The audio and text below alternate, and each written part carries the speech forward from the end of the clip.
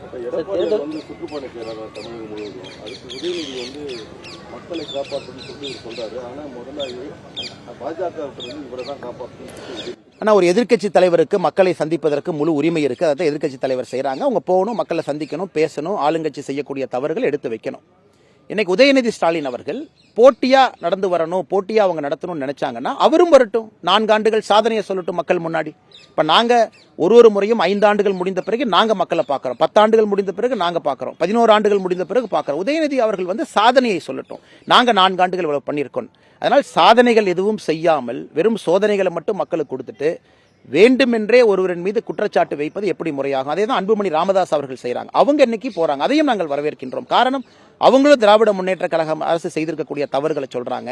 அதனால் எங்களை பொறுத்தவரை, உதயநிதி அவர்களை பொறுத்தவரை, அவர்கள் எதுவுமே செய்யாம வெறும் வாய்ச்சவடால வண்டி ஓட்டி கொண்டிருக்கின்றார்கள். அவங்க நாங்க போய் மக்களை சேர்த்துறோம் ஊரூரா போறக்கு நேரம் இருக்கக்கூடிய உதயநிதி அவர்கள் மக்களுக்கு என்ன நல்லது பண்ணுன்னு சொல்றதுக்கு எனக்கு பிரச்சனை. அதனால முதலமைச்சர் அவர்கள் மருத்துவமனையிலிருந்து குணமாகி வெளியே வந்த பிறகு அவர் மக்களை சந்திச்சு 4 ஆண்டுகள் என்ன சாதனை செஞ்சிருக்குன்னு சொல்லுவாரு. தேர்தல் வாக்குறுதி 511 தேர்தல் வாக்குறுதியில எவ்வளவு செஞ்சிருக்கும் அப்படின்னு வெள்ளை அறிக்கை மருத்துவமனையிலிருந்து வந்தோடனே கொடுப்பாரு. நாங்க நம்புறோம்.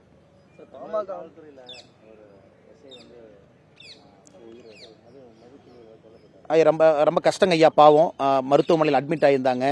மருத்துவமனையிலிருந்து நேற்று சிகிச்சை பலனின்றி ஐயா இறந்துட்டாங்க. தமிழ்நாடு முழுவதுமே பொதுமக்களுக்கு அபாயம், குழந்தைகளுக்கு அபாயம், இன்னைக்கு காவல்துறைக்கு அபாயம். எல்லா இடத்துலையும் இது தொடர்ந்து நடக்குது. அதனால் நிச்சயமா முதலமைச்சர் செய்ய வேண்டிய ஒரே ஒரு வேலை, காவல்துறைக்கு ஒரு கமிஷன் போட்டு முதல்ல காவல்துறைக்கு தேவையான உபகரணங்களை கொடுக்கணும், காவல்துறைக்கு தேவையான எல்லா வசதிகளும் செஞ்சு கொடுக்கணும், காவல்துறைக்கு சுதந்திரம் கொடுக்கணும். இது 3மே இல்லை என்றால் நேரடியாக மக்களை பாதிக்கும்.